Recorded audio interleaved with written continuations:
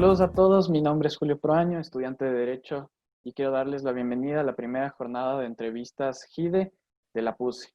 El día de hoy estaremos hablando sobre el cumplimiento de contratos y responsabilidad contractual dentro del contexto de la emergencia sanitaria por el COVID-19. El día de hoy estaremos conversando con la doctora Margarita Morales. A continuación, la doctora. Mi nombre es Margarita Morales, soy docente investigador de la Universidad Externado de Colombia. Estoy especializada en Derecho Contractual y en Contratación Estatal, y mi formación de maestría y de doctorado la hice en Francia. Hice un máster en la Universidad de Toulouse sobre contratos y responsabilidad profesional, y mi doctorado es de la Universidad de París II, Panteón Assas, donde trabajé el tema de terminación unilateral del contrato por incumplimiento en derecho colombiano. Digamos que mi trayectoria docente básicamente se ha centrado en temas relativos a la teoría general del contrato, remedios contractuales, teniendo en cuenta que pues uno de los remedios contractuales es la terminación unilateral del contrato. Últimamente pues he estado más interesada en temas de derecho deportivo, pero bueno, por ahora no he podido ahondar mucho en este tema. Básicamente, digamos, esos son mis puntos de interés. En el externado doy clases tanto en pregrado como en posgrado, tanto en especialización como en maestría. Y hago parte del grupo de investigación de Derecho Civil de la Universidad Externado de Colombia. Y también soy miembro del Grupo de Armonización para la América Latina, GADAL, lugar en donde tuve la oportunidad de conocer al profesor Rubén en la última reunión que se hizo en México. Entonces, básicamente, esa es mi presentación, Julio, y creo que, digamos, finalmente, de acuerdo a las preguntas que tú me has enviado, pues vamos a tratar temas relacionados con mi área de experticia, que es el derecho contractual. Entonces, te escucho. Entonces, primero, dentro de la emergencia sanitaria mundial del COVID-19, ¿usted considera que el cumplimiento de contratos debe ser aplicado rigurosamente? Bueno, Julio, muchas gracias por esta pregunta. Yo creo que es bastante pertinente porque esto nos lleva a mirar un poco cómo está construida la teoría general del contrato.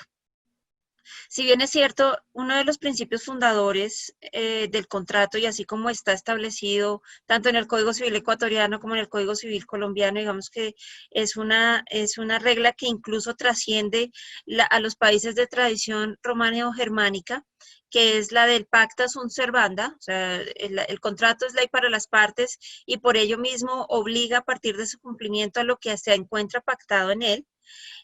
Y a raíz de, digamos, de la visión sobre de este principio, pues se ha estructurado toda una teoría a propósito del contrato y de su cumplimiento. También el derecho piensa en situaciones de excepción, en situaciones contrarias. Situaciones que no han sido previstas por las partes, que no pueden ser previstas por las partes y que evidentemente afectan las expectativas que las partes tienen en un contrato. Entonces, la pregunta que tú me formulas, pues obviamente guarda relación con si el principio de pacta sunt servanda debe aplicarse férreamente sin consideración de las circunstancias particulares en las que se pueden encontrar los contratantes. En mi consideración, la respuesta es no. Precisamente porque el contrato fue pensado, querido, elaborado, negociado bajo unas condiciones.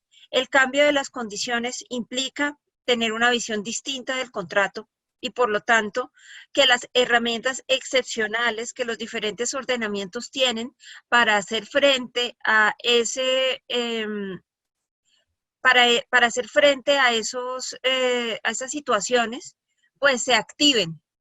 Entonces, aquí nosotros estamos viendo que incluso dentro de la misma visión de la teoría, el pacta sunt servanda puede ser visto como no dejado de lado, pero sí atenuado cuando hay circunstancias exteriores ajenas a la voluntad de las partes que afectan lo que las partes quisieron del mismo contrato. Cada ordenamiento entonces tendrá una serie de herramientas o de instrumentos para poder hacer frente a esa situación. Si no es así, o sea, si digamos se quiere tener una visión férrea, estricta, rígida del pacta sunt servanda, pues al final, al mismo tiempo se estaría por eso mismo debilitando lo que las partes quisieron del contrato en el momento en que lo celebraron. De ahí que una visión estricta del pacta sunt servanda, aunado a un ordenamiento que no tenga muchos mecanismos para permitir que el contrato se adapte a circunstancias que sobrevienen a él, hacen que el contrato pierda tanto desde una visión general como de una visión particular, lo que las partes quisieron, mayor sentido. La categoría del contrato se justifica por la función tanto económica como social que la categoría tiene. Es un instrumento para hacer posible la actividad económica, pero además no solamente tiene un talante económico. Dentro de sistemas como los nuestros, el contrato también es una manera, es la manifestación de un ejercicio de individual, de autonomía, que debe ser garantizado y protegido por el Estado. Entonces, en ese sentido, digamos que lo que ocurre, y si tú te has dado cuenta de todas las cantidades de clases y reflexiones y foros que han habido, pues esta época nos ha de pronto llevado a pensar un poco en si los instrumentos que cada ordenamiento tiene para hacer frente a circunstancias como las que nos están ahorita, la que estamos viviendo actualmente, son adecuados o no en función precisamente de esa importancia tanto económica y social como tiene el contrato. Entonces, yo, digamos que para cerrar esa idea, lo que quiero decir es que en el derecho ninguna visión puede estar llamada a ser rígida, porque en la misma sociedad y el mismo cambio social, la misma historia, lo que ocurre en el día a día, obliga al derecho a irse adaptando, a irse modulando. Entonces, allá donde nosotros estamos viendo deficiencias, pues seguramente va a tener que existir la necesidad posteriormente de generar una respuesta para que el ordenamiento se adapte a lo que está ocurriendo, sin olvidar que principalmente la realidad y la función de nuestras categorías. Cumplimiento, digamos, viendo la visión ya en concreto, el forzoso cumplimiento, una visión de cumplimiento estricto, va en contra de la misma naturaleza del contrato, hace que el contrato no sirva para lo que puede llegar a servir. Ahora las personas o sea, muchas personas están llevadas a la situación de que no van a poder cumplir con sus contratos, entonces el hecho de forzarlas al cumplimiento tampoco puede ser de pronto la mejor solución. De pronto toca trascender de esa idea estricta, rígida, como si nada estuviera pasando, para poder lograr que el contrato cumpla con los objetivos para los cuales estaba llamado a, a, a los fines para los cuales estaba diseñado por las partes en el momento en que celebraron los contratos. Continuemos con la siguiente pregunta. ¿Qué tan crucial es la responsabilidad contractual en la resolución de conflictos por incumplimiento, en la relación jurídica dentro de la emergencia sanitaria por COVID-19? A ver, esta es una pregunta un poco complicada porque no todos los ordenamientos tienen la misma visión con relación a la responsabilidad contractual en materia de cumplimiento del contrato. Esto ¿por qué te lo digo? Porque, y es sobre todo es un tema doctrinal. Hay lugares en los que hay doctrina que considera que la responsabilidad contractual no es realmente un remedio frente al incumplimiento, no es un mecanismo autónomo frente al incumplimiento, sino que es más una visión distinta del cumplimiento, como que equiparan el cumplimiento forzado, el cumplimiento por equivalente, ¿cierto? El subrogado pecuniario de las obligaciones incumplidas, lo que equivale a la obligación incumplida en dinero, a la indemnización por daños y perjuicios que el incumplimiento pudo haber generado. Entonces, por esto digo que de esa visión, algunos que consideran que realmente no tiene una función indemnizatoria como tal, y otros que consideran que sí la tiene y por lo tanto lo integran dentro del esquema remedial, pues en función de cada una de esas visiones se tendría que adaptar mi respuesta. Yo soy de las que considera, digamos que la mayoría de la doctrina colombiana así lo ha trabajado, que la indemnización de perjuicios, la responsabilidad contractual, es decir, la que se genera cuando se incumple un contrato, ¿cierto? Los daños que se generan cuando se incumple un contrato es un remedio más, es un mecanismo que el acreedor tiene junto con los otros mecanismos, porque no es único, para la satisfacción de su interés cuando se presenta un incumplimiento, ¿cierto? Entonces, visto desde esa perspectiva y ya analizado desde la óptica de la emergencia económica, y si tenemos en cuenta que la responsabilidad contractual, o sea, como en esta visión remedial, puede estar acompañado de otro tipo de remedios o puede ser autónoma, ¿cierto? Solamente intentar indemnización de perjuicios, puede cumplir una función interesante en este momento. ¿A qué me refiero yo? Las partes pueden llegar frente a un incumplimiento, la parte que está afectada por el incumplimiento puede exigir exclusivamente que se le indemnicen los perjuicios, pero continuar con el contrato, que yo creo que en estas circunstancias de pronto sea el mejor de los remedios. Continuar con el contrato en lugar de terminarlo. Continuar con el contrato, pero posiblemente modificándolo para hacer posible que ese contrato se adapte a las nuevas circunstancias. Y utilizar la responsabilidad contractual como un mecanismo para tratar de equilibrar aquello que esta situación generó en el contrato, ¿sí?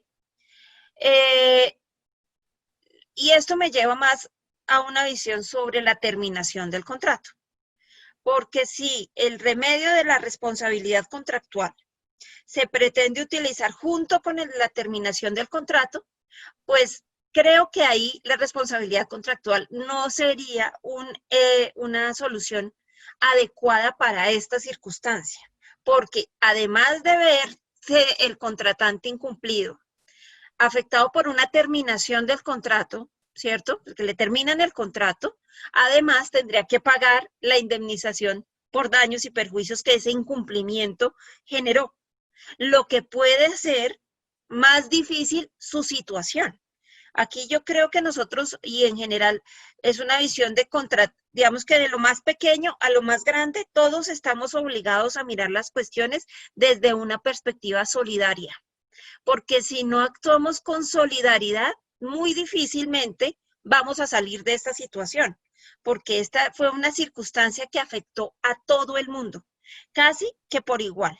No se puede hablar de que haya, o sea, efectivamente hay actividades económicas que pudieron incluso haberse visto favorecidas por lo que ocurrió, pero esas son un mínimo porcentaje de la gran cantidad de actividades que se han visto todas afectadas gravemente por lo que está ocurriendo. De manera que si tenemos en cuenta que la mayoría de actividades han sido gravemente afectadas, pues la única manera de superar este momento va a ser por un esfuerzo común, un esfuerzo colectivo. Entonces, utilizar las herramientas secas, frías, como si nada hubiera pasado, para terminar un contrato y además indemnizar perjuicios a otro, a otra persona, considero que es una cuestión muy poco solidaria y podría llegar a ser innecesaria. Cuando lo utilizamos como una herramienta autónoma, podría llegar a servir para tratar de equilibrar las cargas que se afectaron fuertemente por la situación que sobrevino. Sin embargo, considero que la responsabilidad contractual de pronto ni siquiera sea el mejor de los remedios, como tampoco puede ser el cumplimiento in natura de las obligaciones. O sea, me tiene que cumplir porque me tiene que cumplir. No, aquí de pronto uno de los remedios que más eh, digamos que están viniendo en la práctica contractual de los que analistas contractuales han hablado y del que yo estoy profundamente convencida, es utilizar la facultad de renegociación para poder adaptar el contrato a las nuevas circunstancias. Facultad de renovación, de renegociación, que puede incluso no estar expresa en el contrato, es decir, como una cláusula expresa de renegociación en circunstancias particulares, pero a la cual pueden llegar a las partes intuitivamente, ¿cierto? Porque son las dueñas de sus propios intereses.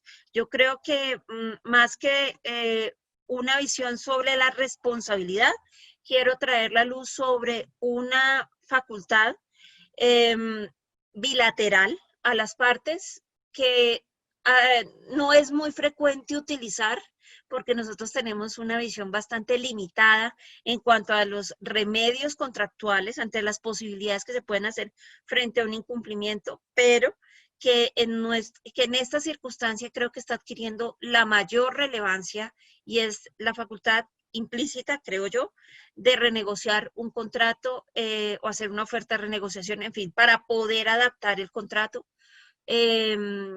Y creo que de pronto es una vía más adecuada y más apta y más adaptable a lo que está ocurriendo en esta circunstancia particular, más que la responsabilidad contractual. Justamente, siguiendo con el hilo de la respuesta que me acaba de dar, es justamente la siguiente pregunta que a mí se me ocurrió y se la planteaba y pensaba un poco en qué tan importante debe ser el bienestar o el beneficiar a las partes involucradas al momento de resolver un conflicto justamente por el incumplimiento de un contrato. Sí, a ver, ¿qué pienso de esta pregunta? Pues yo traté de entenderla por la perspectiva filosófica, ¿no? Porque tú hablas de bienestar de las partes. Y cómo, si se debe tener en cuenta o no en el momento de tratar de resolver los problemas que generan el incumplimiento contractual. Y digamos que yo concretándolo a las categorías que nosotros tenemos, pues el bienestar puede ser entendido como el interés que las partes tienen en un contrato. Lo que las partes esperaban que ese contrato les permitiera hacer.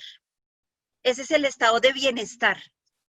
Si nosotros podemos trascender digamos, un aspecto filosófico, las partes cuando celebran un contrato, lo celebran porque pretenden algo de él. O sea, no es vacío celebrar un contrato, es porque buscan algo de él, que les dé una utilidad, que les preste una función. De ahí que cuando el contrato se cumple, el bienestar está garantizado, porque el contrato cumplió la función para la cual las partes lo celebraron. ¿Sí me entiendes? El bienestar está profundamente vinculado con la satisfacción de los intereses para los cuales el contrato está llamado a cumplir, a satisfacer. Entonces, quien dice cumplimiento, dice bienestar, dice satisfacción. ¿Qué ocurre con el incumplimiento? Pues que el incumplimiento genera una insatisfacción, porque no es lo que se estaba esperando. Nadie celebra un contrato para no cumplirlo. Cuando se da el incumplimiento, pues obviamente hay un malestar, ¿cierto? En función del nivel de malestar, pues el contrato podrá seguir o no seguirá, porque puede ser que por ese incumplimiento se acabe completamente el interés en ese contrato. Entonces, ahora, adaptándolo digamos, a lo que tú pretendes analizar, creo que aquí el punto, justamente, y amarrándolo con lo que yo le estaba diciendo, creo que en esta situación muy pocos van a poder darse el lujo de decir, ok, entonces como las cuestiones están así y usted ya no me puede cumplir, entonces le termino el contrato y se va. Y busco a otra persona, porque todo el mundo está en esa misma dinámica. Todo el mundo está siendo afectado por la misma situación.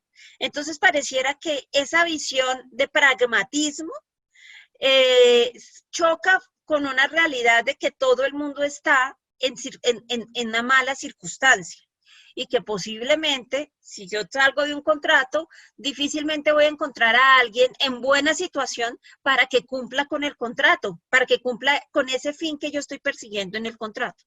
Entonces, en esa visión de bienestar, de lograr el bienestar, creo que se impone la necesidad de flexibilizar los criterios y de buscar, y digamos que ese es el consejo que yo he dado, pero en otras instancias, buscar la renegociación de los contratos. Sentémonos y miremos cómo podemos adaptar ese contrato para que el contrato funcione, porque hay circunstancias en las cuales la solución no se encuentra en buscar a otra persona, porque resulta que esa persona es la que me brindaba lo que yo necesitaba.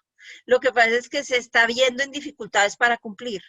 Y yo de pronto también estoy en dificultades para pagarle. Entonces, ¿qué es lo que hacemos? Pues tratamos de reajustar las cosas para que el contrato sirva. Si el contrato sigue, es porque les vuelve a dar el bienestar que en él esperaban. Si no puede seguir, porque ya definitivamente no hay nada que hacer, pues el contrato se terminará y podrá darse lugar a otro. O sea, la búsqueda del bienestar tiene que estar llevada, pensada en encontrar una solución común a un problema. Creo que ahorita la idea es, tratemos de salir todos de esta situación. Pero si empezamos a actuar individualistamente, muy difícilmente vamos a poder encontrar una solución conveniente, no solamente en el caso individual, en el caso concreto, sino un tema de economía. Si yo bien entiendo, el profesor Méndez enseña temas de derecho económico. Aquí está de por medio y está, mejor dicho, el gran problema, el gran desafío es reactivar la economía. Si ese es el desafío, no veo cómo una ola de terminaciones contractuales puedan servir para reactivar la economía, porque lo que yo veo es que eso puede generar es quiebra, quiebra, quiebra, o sea, si empezamos a analizar casos concretos, entonces a una persona le empiezan a terminar todos los contratos, va a la quiebra, y así sucesivamente. ¿Quién sobrevive con esa visión? Y sobre todo en países como los nuestros, Ecuador, Colombia, en donde la mayoría del sector económico está compuesto por empresarios de pequeña o de mediana envergadura. Aquí no están las grandes fortunas vienen de fuera, o pueden haber algunas grandes fortunas locales, nunca comparables con las de fuera, pero que solas no pueden hacer todo. Entonces aquí vamos a tener que pensarnos de una manera distinta, porque incluso esas grandes fortunas se vieron afectadas por esta situación. Y con qué van a contratar si empiezan a terminar contratos en escala. No creo que desde una perspectiva pragmática funcione, ni desde una perspectiva funcional también, o sea, que sea igual, que funcione la idea, ni tampoco desde una perspectiva ética y filosófica. O sea, creo que si analizamos la cuestión del bienestar de las partes, tenemos que tratar de ensanchar la visión y buscar que las partes lleguen a un feliz acuerdo, que puedan adaptar el contrato. Si no lo pueden adaptar porque ya no es lo que quieren, porque como te digo, el bienestar está en la función que el contrato cumple. Si el contrato ya deja de cumplir lo que las partes querían, pues ahí sí te tendrá que terminar, porque no podemos desatar lo uno de lo otro. Ahí es donde el hecho del príncipe, digamos, de la intervención del Estado, tiene que ser muy delicada. Y por eso es que no en todas partes esta intervención del Estado en esta época de pandemia ha sido la más feliz, porque o ha sido precaria o se ha ido demasiado lejos, en fin, ha sido una cuestión muy difícil de modular. Yo siempre he pensado que uno, antes de pensar en el Estado, tiene que pensar en lo que las personas pueden hacer, no estar esperando que el Estado le solucione lo que las partes puedan hacer.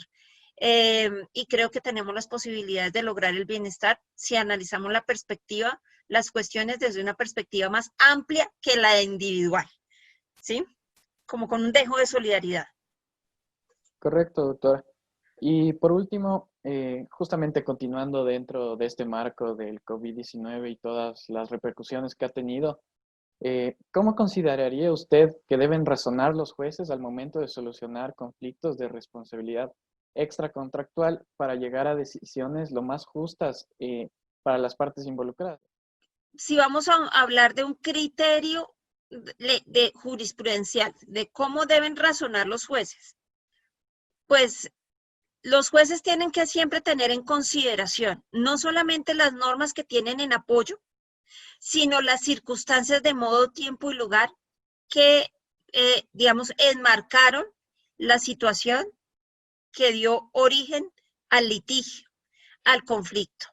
Entonces, si nos separamos, si miramos exclusivamente la norma, sin tener en consideración las circunstancias, pues estamos, posiblemente el juez caería en la trampa o caería en un problema de que estaría profiriendo una solución descontextualizada y por lo mismo de carácter injusto. Si solamente se analiza los conflictos en función de la solución del conflicto en función de lo que ocurre en la sociedad, sin hacer análisis de la norma, pues estaría cayendo en un problema de ilegalidad, teniendo en cuenta nuestro sistema de fuentes. Yo creo que en este punto, y yo lo voy a analizar desde la perspectiva de la vida, de la posible vida del contrato, el juez tiene que tener en cuenta las circunstancias, lo ocurrido, el impacto de lo ocurrido en el contrato. Tiene que tener en cuenta lo que las partes pretendían en el contrato antes de que esto ocurriese. Y tiene que tener en cuenta el equilibrio económico, porque si no tiene en cuenta todo este conjunto de factores, entonces podría estar obligando a las partes a seguir en un contrato que ya no quieren, que no funciona, que no es el que se ha adaptado a sus necesidades. O sea, el juez tiene una labor muy delicada en resolver este tipo de problemas, porque o por un lado puede estar rompiendo el equilibrio del contrato, o sea, lo que las partes quisieron del mismo contrato, estarlas obligando a estar en un contrato que ya no les funciona a ninguna de las dos, porque decide privilegiar más una cosa que el efectivo interés, o puede estar teniendo o dando una solución en donde uno de los contratantes esté favorecido y el otro esté completamente desfavorecido y eso lo lleve a una situación complicada. O sea, ahorita el juez va a tener que pensar cómo adaptar o cómo adaptar su función, su rol a estas nuevas circunstancias. Yo escribí un artículo hace ya 2 años en un libro sobre autonomía privada que tiene el externado sobre constitución y autonomía privada. Para hacer este artículo yo analicé cómo el juez constitucional, o sea, analicé varias sentencias de la Corte Constitucional colombiana y me di cuenta que en nuestro caso, en el derecho colombiano, el juez constitucional, no el juez ordinario, no el juez del contrato, no en el caso nuestro el juez civil, que es el del conocimiento del contrato, sino el juez constitucional, a partir de una visión constitucional de protección de derechos fundamentales, ha decidido intervenir en el contrato. Supuestamente el contrato es ley para las partes. La idea es que el juez permanezca lo más alejado posible, sino que solamente intervenga en circunstancias particulares y extremas y dentro de presupuestos estrictos. Pues rompiendo esa lógica, el juez constitucional ha decidido para protección de derechos individuales y de principios constitucionales, intervenir en el contrato para modificar su contenido con el objetivo de que el contrato siga funcionando para las dos partes y no solamente para una parte. Entonces, han habido casos, por ejemplo, en los cuales, con el objetivo de proteger el derecho a la igualdad, ha obligado a un banco a continuar con un contrato que había terminado, estando legitimado para terminarlo. No era un problema de terminación abusiva, y decidió terminarlo porque esas personas que tenían una cuenta con ese banco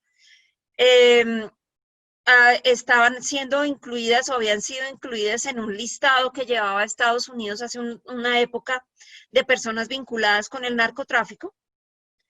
Entonces, para evitar problemas de nombre, etcétera, etcétera, los bancos decidieron terminarles los contratos. Resultado, el efecto de esas decisiones es que digamos, el sistema financiero le cerró las puertas a esas personas y por ende no podían realizar actividades económicas. Entonces, con el fin de proteger varios derechos, ¿no? La vida digna, el derecho al trabajo, el derecho a la igualdad, el juez interviene y obliga a los bancos a, digamos, reanudar, volver a celebrar esos contratos con esas partes. Hay casos excepcionales en los cuales, utilizando el principio de solidaridad, el juez ha obligado, y siempre son instituciones financieras, casi siempre son instituciones financieras, a los bancos a no ejercer acciones que tienen porque están siendo víctimas de un incumplimiento cuando el deudor se encuentra en una situación muy grave, muy, muy grave. Este fue el caso de personas secuestradas en Colombia durante la parte más densa del conflicto armado colombiano, y que se encontraban secuestradas, las familias trataban de seguir cumpliendo con las obligaciones bancarias. No, llegaba un momento en que no podían seguir cumpliendo, los bancos los iban a ejecutar, o sea, estaban adelantando procesos ejecutivos para el cumplimiento de esas obligaciones, con todo lo que eso implica. Entonces ellas tutelaron y solicitaron que por respeto a la vida digna, ¿no? Y haciendo un llamado a uno de los principios fundamentales de nuestro Estado de Derecho, la solidaridad, interviniera en los contratos para evitar que los bancos ejercieran ese tipo de acciones. Entonces, ¿qué hizo la Corte Constitucional? En esos casos concretos, que se pueden contar con los dedos de una mano, no, de las dos manos, pero no son muchos. El juez constitucional obligó al banco a que no hiciera exigible su obligación y a que renegociara en determinados casos los contratos. Dijo, bueno, aquí entonces lo que van a hacer es suspender su acción, no van a poder exigirlo sino hasta determinado tiempo y van a tener que mirar los intereses y los van a bajar, etcétera, etcétera. O sea, haciendo una modulación del contrato para que esas personas que no han sido víctimas de semejante situación pudiesen seguir llevando a cabo o tratar de sobrellevar esta situación. Esto me hace pensar que en las circunstancias en las que estamos llevando a cabo, el juez constitucional colombiano, que todavía no se ha presentado el caso, pero no creo que demore mucho, pueda tutelar el derecho de muchos contratantes. O sea, el derecho civil se rompe y las reglas del derecho civil se rompen por una visión de carácter constitucional. Ahora, obviamente, hay que tener en cuenta los intereses de la otra parte. Por eso te digo que la labor del juez aquí es de mucha fineza.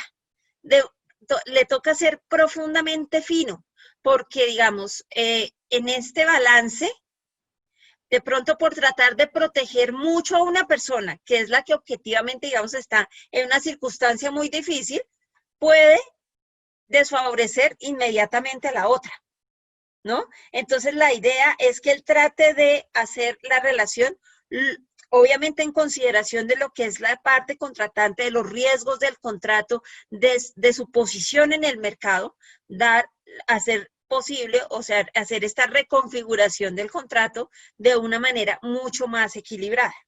Lo mismo pienso cuando se trata de excesiva onerosidad sobreviniente. Yo no sé si en el Ecuador tienen esta figura contemplada normativamente, la teoría de la imprevisión.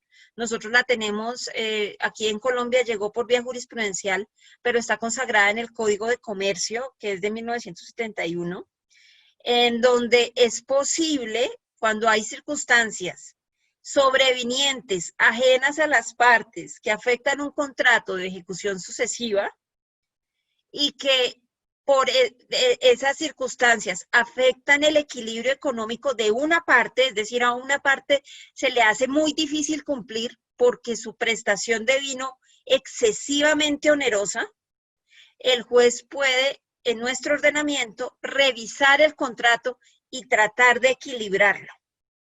Ahorita se van a venir una suerte de demandas precisamente para lograr hacer ese reequilibrio.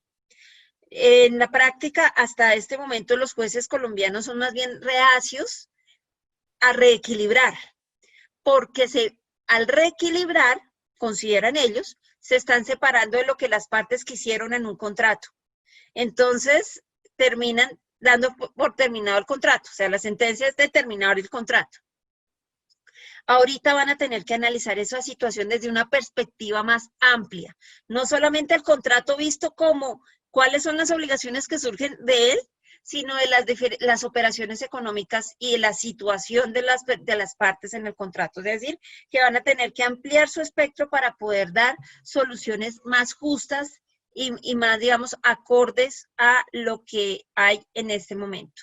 Ahora, creo también que el desafío para los países como Ecuador, como el mío, como casi toda Latinoamérica, es hacer una justicia más rápida, porque las soluciones se demoran mucho en llegar y esta contingencia no admite mayor tiempo de espera. O sea, si acudir ante el juez implica esperar mucho tiempo, pues evidentemente entonces la solución judicial deja de ser eficiente, o sea, no logra resolver los problemas que debe resolver el juez. Si antes de esta coyuntura estábamos en la situación en que la justicia no estaba respondiendo sobre todo a sus objetivos, sobre todo por su ineficacia, pues ahora sí es cierto que con lo ocurrido puede ser aún más evidente esa situación y esperamos que los ordenamientos y los estados se preocupen por este tipo de circunstancias, porque de lo contrario, pues las partes tienen que tener claro que si acuden a la justicia tal como funciona actualmente, pues los problemas no los van a poder resolver porque se van a demorar muchísimo tiempo para resolver. Esto también es un llamado para que acudan a mecanismos alternativos de solución de conflictos. O sea, la justicia no solamente es la justicia estatal, la justicia estática, la del juez de primera y segunda instancia, no. Existen mecanismos que pueden permitir la solución de conflictos de manera más eficiente y pronta, siempre y cuando las personas y los abogados y todos los que intervienen en esta situación tengan la flexibilidad para poder aceptar que estas son verdaderamente soluciones. Porque yo tengo la idea de que, por lo menos en Colombia, la gente es conflictiva y litigiosa. Y prefieren un gran problema a una solución. Y eso creo que tiene que cambiar, porque si la mentalidad no cambia, no vamos a poder salir adelante. Le agradezco mucho por sus distintas intervenciones, doctora. La verdad considero que tiene una opinión muy certera y muy clara de lo que nos ha hablado el día de hoy. Y bueno, quiero agradecerle sobre todo por el tiempo prestado y por la disposición que usted ha tenido.